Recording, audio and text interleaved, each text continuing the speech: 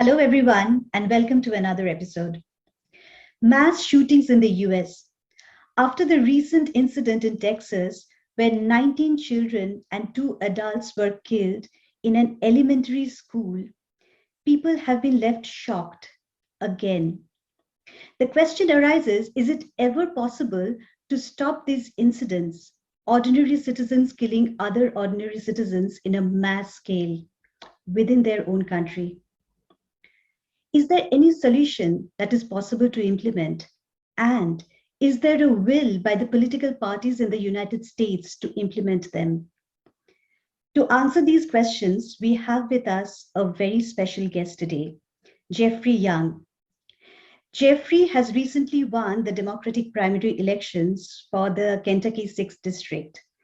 He's running for the November 2022 general elections against Republican candidate Andy Barr. Geoffrey has previously been the Democratic candidate for the Kentucky governor position in 2015. Geoffrey is a particularly interesting and special person because he has been a huge voice as an anti-war campaigner. Let us find out his opinion and what changes he can bring if he is elected to the House of Representatives in November 2022. So, hello, Jeff. Thanks very much for joining the show and a very warm welcome to you. Thank you, Jaya. Happy to be here. Well, virtually. Wonderful. Before we start, I want to say a huge congratulations to you for winning the Democratic primaries last month. Oh, thank you. And I hope to see you win. Thanks. It was my 8th try, so maybe. Wonderful. Congratulations. My first question to you is, after the recent horrific incidents in Texas, I have been hearing still a lot of voices in the US, and actually I had been to the US in the past few weeks, and I was there while the shootings happened. Oh. Just happened to be there. And I heard from a lot of people around that this is actually not a gun problem. It is a mental health problem disguised as a gun problem. Do you agree? I think it's neither. So what do you think it is? Do you think it is actually not a gun problem? No, and I don't think it's a mental health problem either. I think it is a problem with the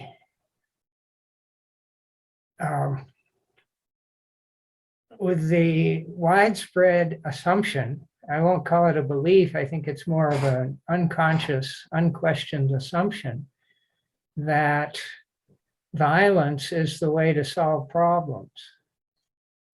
And since the founding of the United States, 1776 or 1781, or whenever it exactly happened, the United States has been a violent nation. We have a culture of violence, using guns, and there have been something like only 25 years of US history when we were not at war, which is appalling. It's probably unique among countries that exist today. I can't think of any other country that has been at war so much. So the you think it's just European settlers from England and France and all various other countries used violence to expand and conquer the area of the United States from the Native Americans, extreme violence, genocide. But And if I were to play a devil's advocate here, if we think of the 17th century and those times, the whole world was violent. And the whole world used these kinds of violent methods within themselves and outside. And then people have evolved. And United States is considered one of the most democratic, liberal places in the world that exists today. So, do you think that legacy actually is relevant today for the gun violence that we see today, or is it something else? I think it's very relevant, and it's only intensified as the years have gone by. I don't think it's accurate to say that in the 1700s, 1800s, everywhere and every country in the world was violent. I think that really since 1492, it has been the white Europeans, Christian Europeans who have conquered the world through violence. They happen to have better weapons from 1492 until whenever, in the next several hundred years. They just rampaged across the world, conquering everybody. A lot of those conquered peoples were peaceful, minding their own business. And colonialism, which was a European phenomenon, just came in and killed enough of them to take over. And today, to bring it up to the present, the United States is the most powerful imperialistic country that exists today. We're the only country that has 800 or 900 bases scattered all over the world, placed next to official declared enemies like Russia and China, Iran. We're by far the most aggressive, violent country in the world. So, very scathing statement against your own country. well, it's my I own think government. I love my that's a lot country. to do with the facts. Yeah. I'm a patriotic American. I just don't think the government should be in the business of invading people all over the world and murdering them simply to get their resources. I'm tremendously opposed. All my life, I have been opposed to imperialism and colonialism before that. I wasn't alive, but yeah. So with that assumption throughout our entire society, our movies, TV, that violence is the way to solve problems, we shouldn't be surprised that there are mass shooting incidents today, especially when our economy is in trouble. We're facing inflation. More and more Americans are finding it hard to make ends meet. And the mass media have fostered division and hatred between different groups of Americans. All different groups are being encouraged to hate each other. And so when somebody is desperate, when they see no way to improve their situation, when they feel that the government is biased against them, when they feel like their voice will never be heard, some people just pick up a gun. If I may ask you, what is the reason that American citizens, ordinary citizens, hold guns, possess them, and in such huge numbers and to such deadly weapons conditions? Is it is it a recreation and culture, or is it got to do with self-defense at all? Oh, definitely. A lot of it is self-defense. There are some parts of America, both cities and rural areas, where, people are justified in thinking that they need a gun or several So it is to actually defend self-defense. themselves and their parents and their families. So if it But is self-defense, uh, we are assuming that the onus of self-defense for individuals in the US lies on themselves, not on the state. It's themselves on whom the responsibility of self-defense lies. So if I may flip the question, even among all this, there is a unanimous voice that says that we have to bring more checks on people who have a mental health issue or people who have some criminal backgrounds, etc. Now, those people who have a mental health problem or have had any small criminal backgrounds, they also have a right for self-defense. So if they don't own guns, who is going to defend them? So are we saying that it's okay to kill them? So is it not just an excuse? I'm sorry, I didn't understand the last part of your So what question I there. mean to say is, if we are saying that we must not give guns to those who have had any mental health issues before, or those who have had any criminal backgrounds, that check has to be brought in, and those people should not be given guns. Who is going to defend them? If this is all for self-defense, they have a right to self-defense too, isn't it?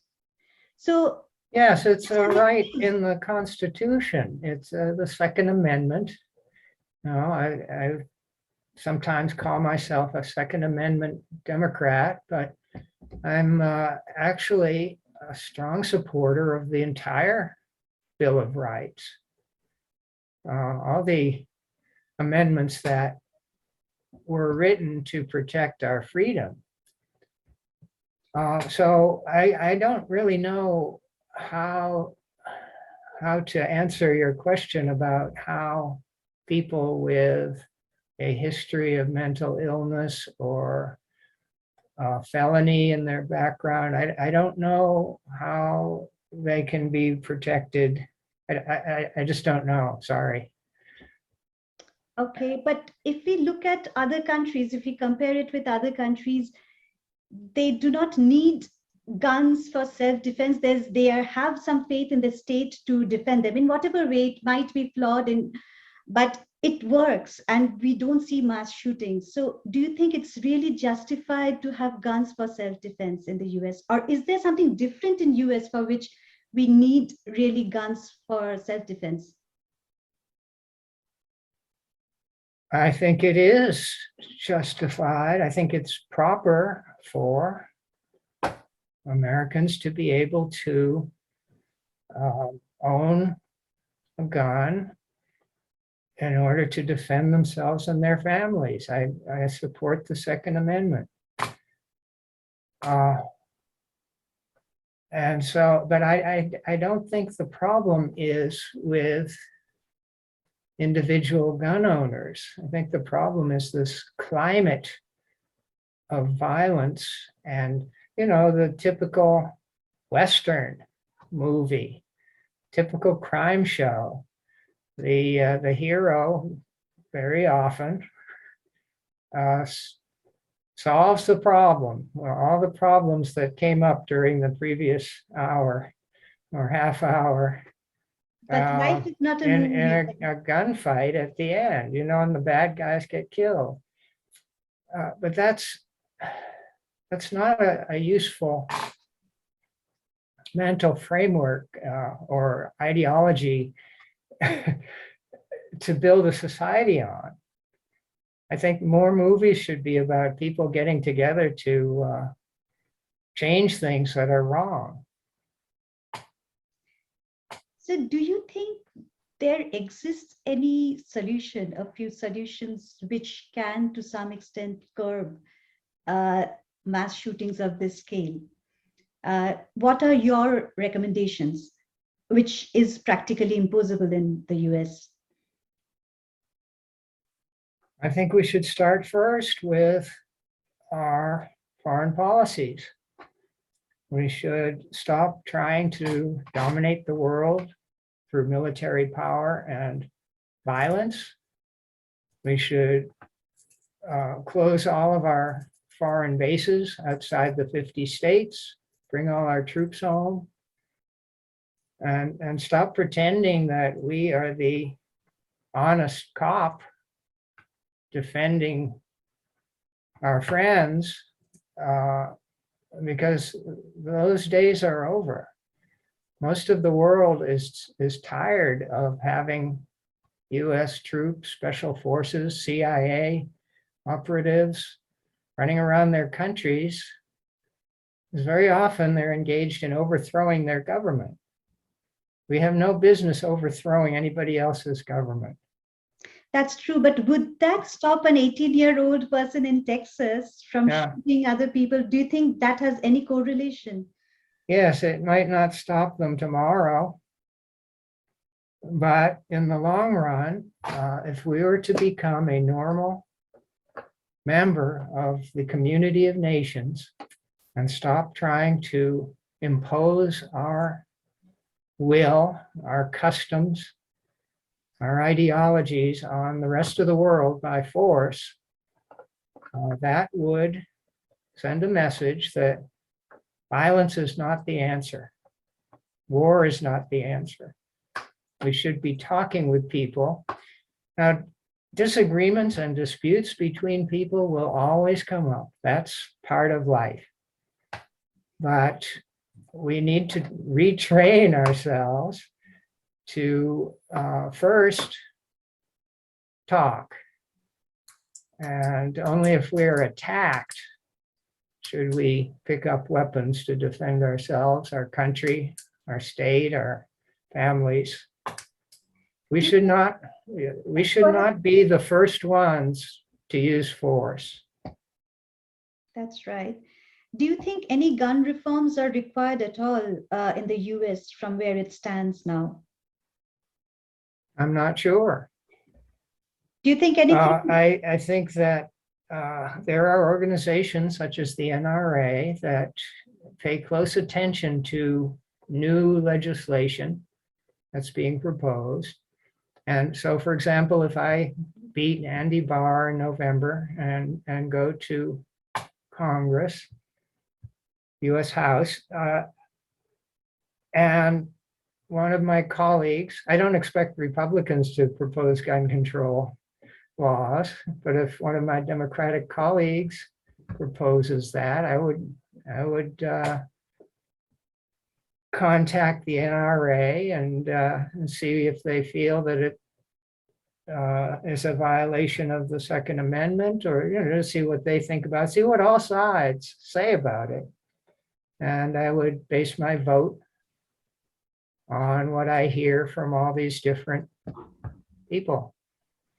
But NRA, don't you think they are people with vested interests who wouldn't really want the stopping of sale of guns and sell of to more and more people? So how are they really the most trusted people for you to go to look for the right answers?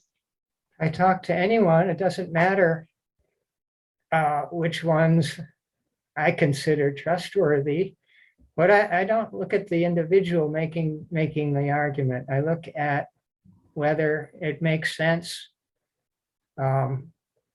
whether it's a better proposal than what other people are proposing. I try to look at the text of a bill, the content of it, and not necessarily who's proposing it. So if the NRA were to say, well, this proposed legislation, we can live with sections 1, 2, and 7, and there are problems with the others, I would pay attention and talk about it with other folks, the sponsors of the bill, and just, try to get a bill that is constitutional and hopefully would make the gun violence problem better. Complicated. Do you think assault rifles are in any way to be curbed in selling them and distributing them? Do we have to?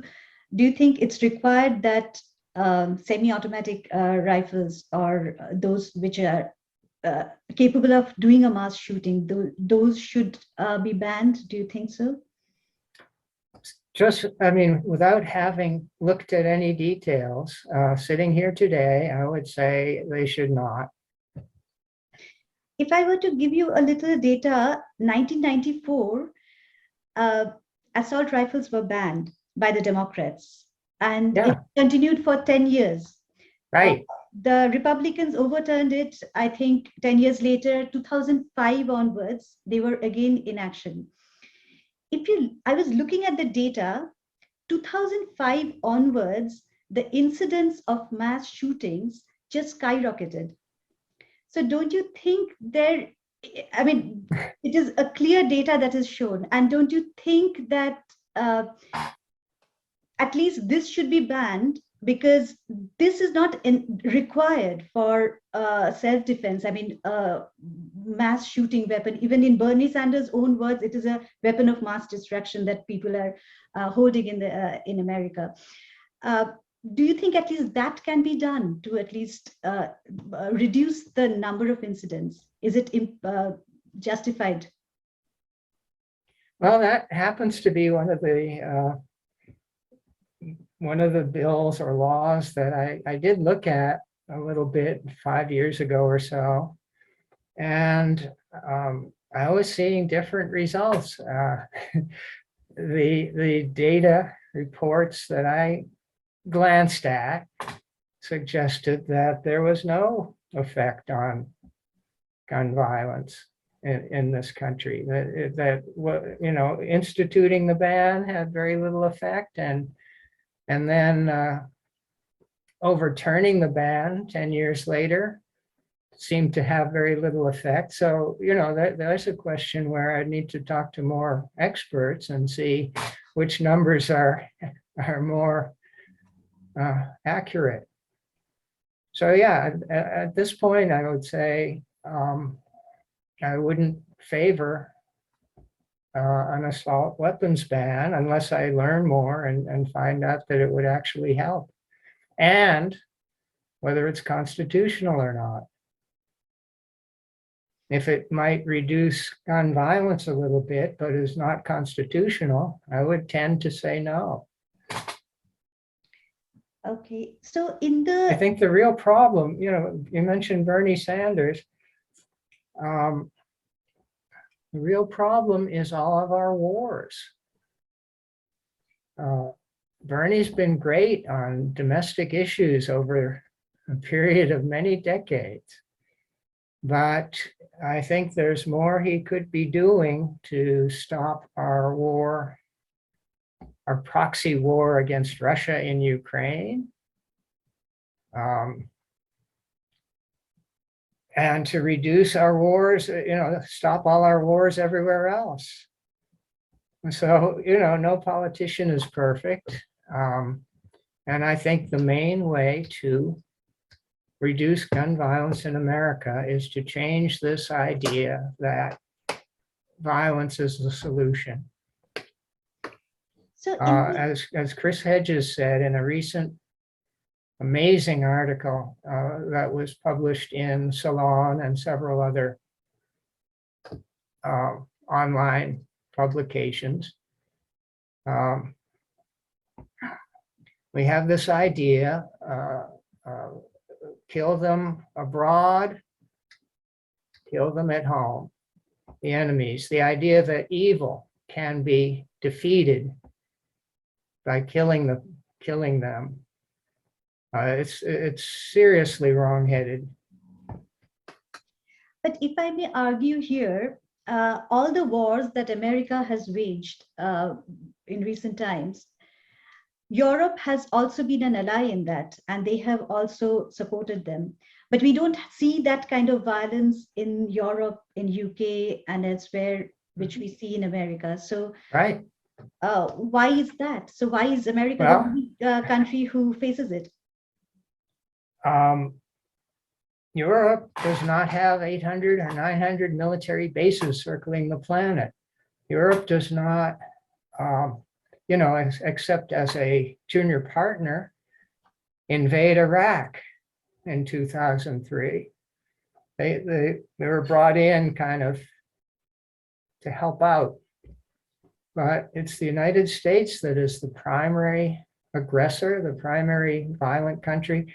In 1967, Reverend Dr. Martin Luther King noted with sadness that his country, our country, is the foremost purveyor of violence in the world. Nothing has changed since then. And I would say today that my country, I'd say this with sadness, my country is the foremost purveyor of violence and terrorism in the world today. That has to change before we can have reduction in shootings in this country. We just can't, it's just not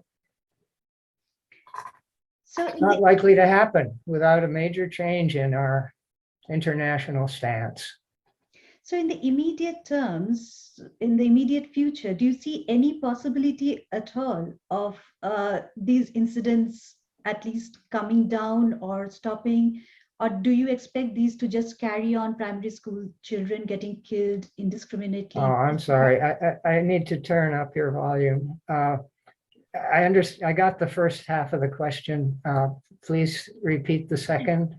Okay. So I mean to say that, do you see any possibilities in the near future at all that these violence can be stopped in the US? Because I think US policies are not going to change in terms of war in any time soon.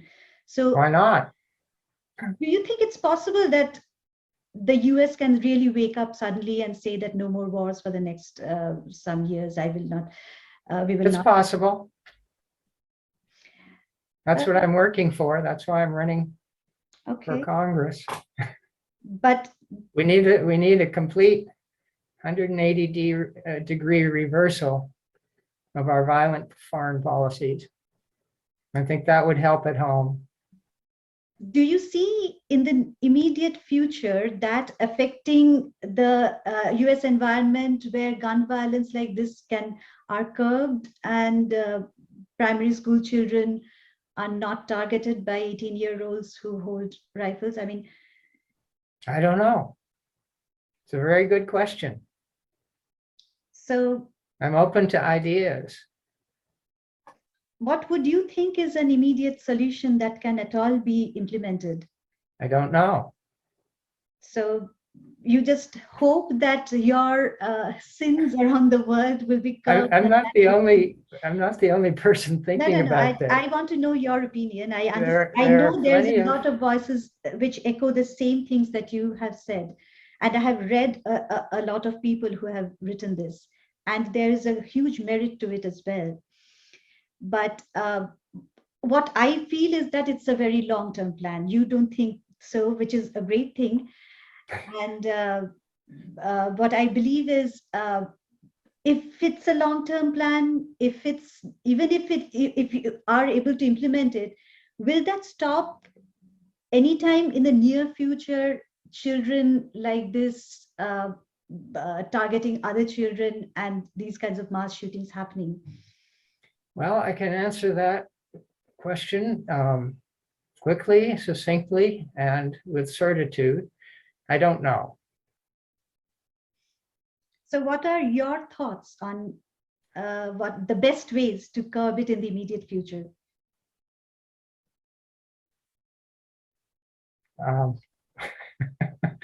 I guess I'm drawing a blank here. I don't have any ideas.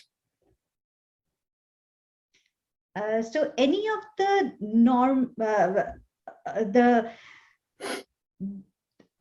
the most agreed ways, which is raising the age bar to 23, or stopping assault rifles, or stopping creating licensing, any of them do you agree with?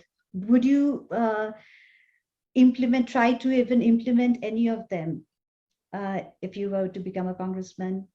I don't know enough about the proposals to answer that, but okay. So another immediate thing that could be done, other than changing all of our foreign policies, would be to make America a more egalitarian country economically.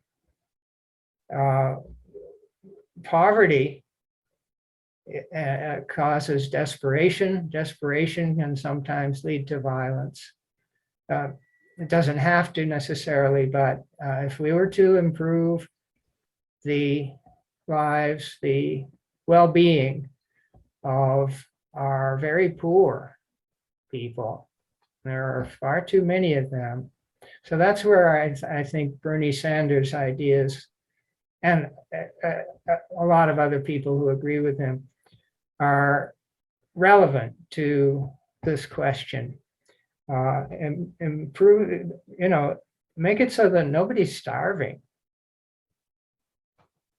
Lift every American out of extreme poverty, which is what China has done for 800 million Chinese people over the last several decades.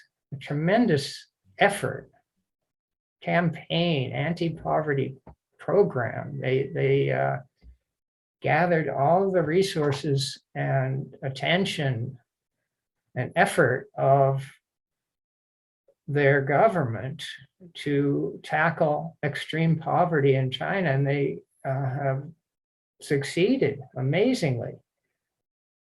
I don't think there's any other example in the history of the world where so many people have been brought out of extreme poverty so quickly. Decades, but that's quickly in historical time.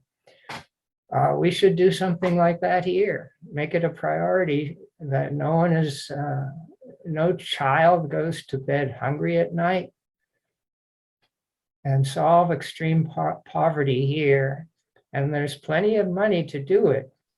Just take some from the billionaires and help the extreme poor here. Mm-hmm. That's shorter term, perhaps. Maybe, I don't know if it's shorter term or longer term than ending the aggressive, violent US empire, but we should do both. So if I may ask you, if you were to become a congressman, how do you plan to implement changes which actually, as you said, stops US aggression in the rest of the world? As you said, it can be done very quickly. Just can you give us a little Okay, sure. Yeah, well, you're thinking? in no particular order. One, we have to repeal and eliminate the national security strategy of the United States, the main theme of which for decades has been that the United States should maintain enough military power to exceed the power of any other country or any combination of countries. That doctrine is 70 years out of date. And that should just be repealed, and the Congress should work on a genuine national security strategy for the United States that is based on what the American people want and need. One thing we don't want is endless wars. We certainly don't need endless wars. So abolish the national security strategy of the United States. Cut the military budget by about 70%. Cut the number of troops we have by about 70%. Bring home all our troops. Bring home all our weapons, all of our missiles. Stop playing war games on the borders of Russia. Get our military forces out of the South China Sea. Let's just back off. Fire all the neocons in the State Department. That could be done very quickly, could be done tomorrow. Neocons are the most ignorant, violent, aggressive group of people in the world today. Got to get rid of them. They can retire. They can go on vacation. Let's see, what else? Oh, accept the jurisdiction of the International Criminal Court.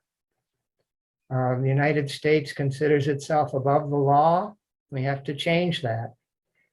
Maybe another idea would be to quit NATO.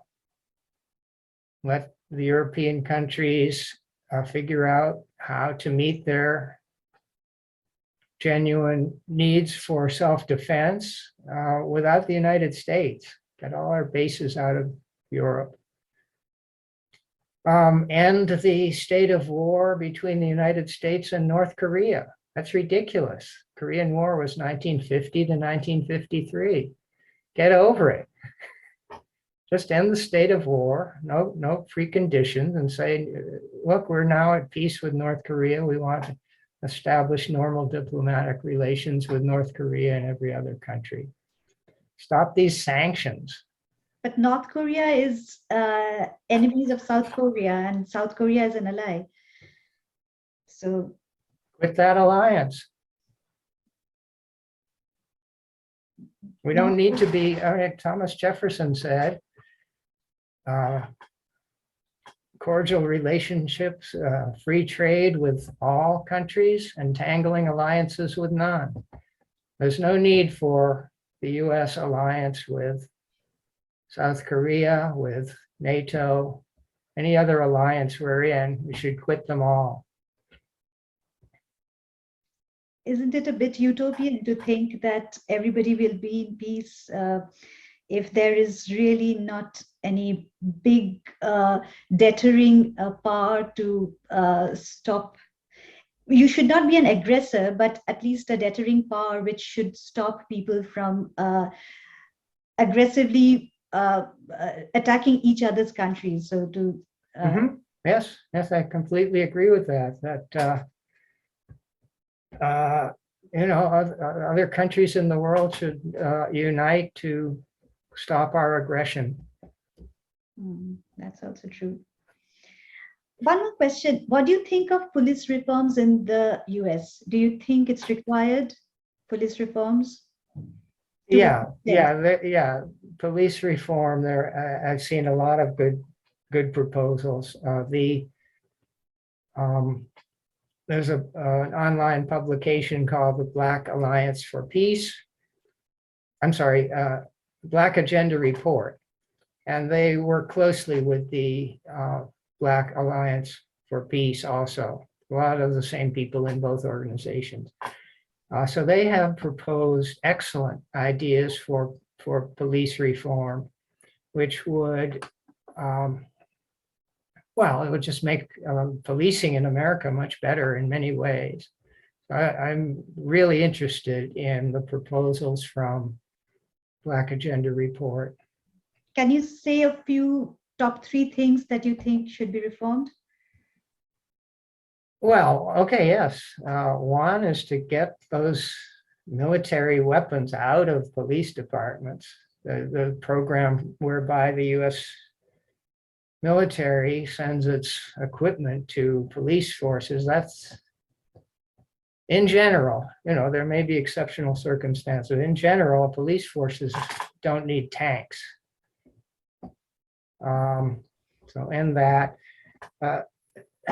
police need to be able to work with social workers and people who can address the whole person, not just whether they stole something from a store and try to get them thrown in jail, but the whole person needs to be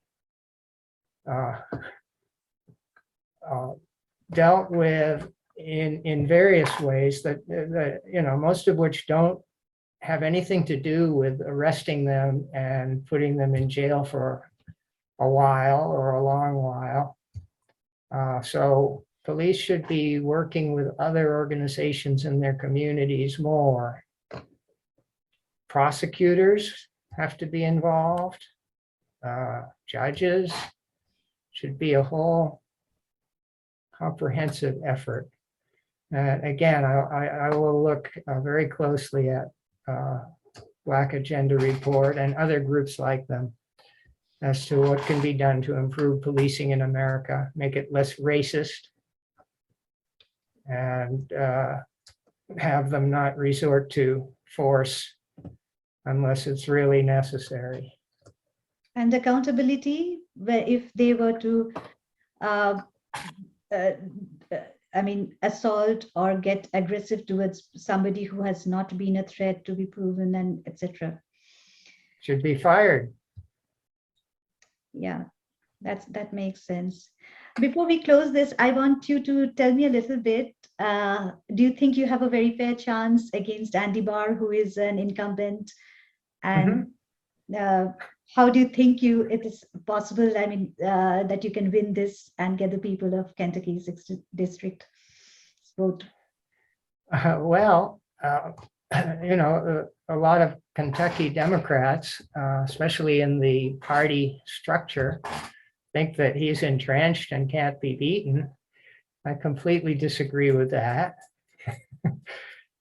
He's one of the worst, most ignorant neocons in Washington.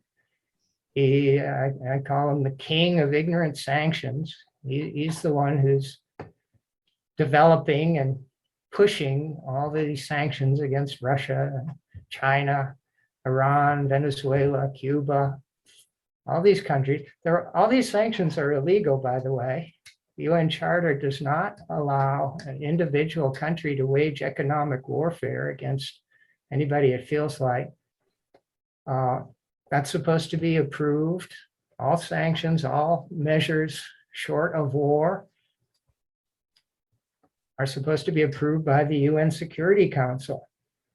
But do you think average people in Kentucky really care about the sanctions the US is imposing yes, on the country? Because these sanctions are the main cause of rising gas prices, which are just going to keep going up. With these stupid sanctions in effect, that we're sanctioning ourselves. And so Andy Barr and his colleagues who think we're going to sanction Russia into surrendering are fools. They're just causing a hyperinflation possibly in this country and the collapse of the financial system. And people, people do better when the financial system is not in the smoldering ruins. Abortion issue. Barr and the entire Republican Party want to attack all women by making all abortions illegal in the United States forever. Treat them all as treat an abortion as if it were a capital murder crime. That's insane. That's a recipe for a second civil war in this country. Do you think if you were elected, you can really influence it? The Democrats are in power in the United States. So if it is not in their power to really overturn this, can you tell me a little bit about how you can influence it if you were elected? Okay, well, it seems likely to me that in November 8th, my party, the Democratic Party, is not going to do very well. We may no longer be the majority party in either the Senate or the House. And so what I think I can bring to the table is a new attitude, a new understanding, a realization that we are going to be probably going to be the opposition party for a while. And there are a lot of things that an opposition party can do to stop the horrible legislation proposed by the majority party. We should think of ourselves as I mean, if we get beaten in November, we should think of ourselves as not having any real power and only the power to stop bad things from getting done. Do you think realistically it is possible for you, the Democrat Party, to stop the criminalization of abortions at all? Is it possible? I think we can stop it, but we're going to have to get smart about how to do it. So, for example, if the current Supreme Court, a majority of the justices, decide to overturn Roe versus Wade decision, a genuine opposition party would introduce articles of impeachment against every Supreme Court justice who signed that horrible decision, who went along with the majority, impeach them all. And it might not happen for a few years, but that should be our demand. Any Supreme Court justice who is reckless enough to allow the Republicans to declare war against half the population or more should be out of there, should be impeached and removed from their position of power. We've been messing around with the Supreme Court for decades, and they've just gone farther and farther off the rails. I hope they don't issue a decision overturning Roe v. Wade, but if they do, we should be ready to impeach them all. That's very hopeful to hear, and it's a very bold statement, but I hope it comes to existence, because to a certain extent, the rest of the world is watching America, right, and influence the rest of the world. And it is really a lot of wrongdoing towards women in many ways. It's going to take a long time to actually say different layers in which it's going to be wrong. So we're wonderful to talk to you, Jeff. I wish you the very best. I wish all your good intentions that you have, they become fruitful. To a large extent, you're able to fight and get most of them in place. So thank you. Thank you very much. I hope to speak to you again on a few other issues where you and I resonate a lot. And thank you very much for coming here. Wish you the very best for your campaign. Wish you the very best for the elections. Well, thank you. If I may just say, check out my website at Young for Kentucky, YOUNG, the number 4, KY.com. And, I'd be happy to talk with you again about anything. So thank you very much. If you can send me that in the text, I'll put it in the description of this video so that other people can get into it and see it as well. Okay, thank you. Wonderful. Thanks very much. Have a wonderful journey to the US Congress. I hope it happens. Okay. See you. Bye.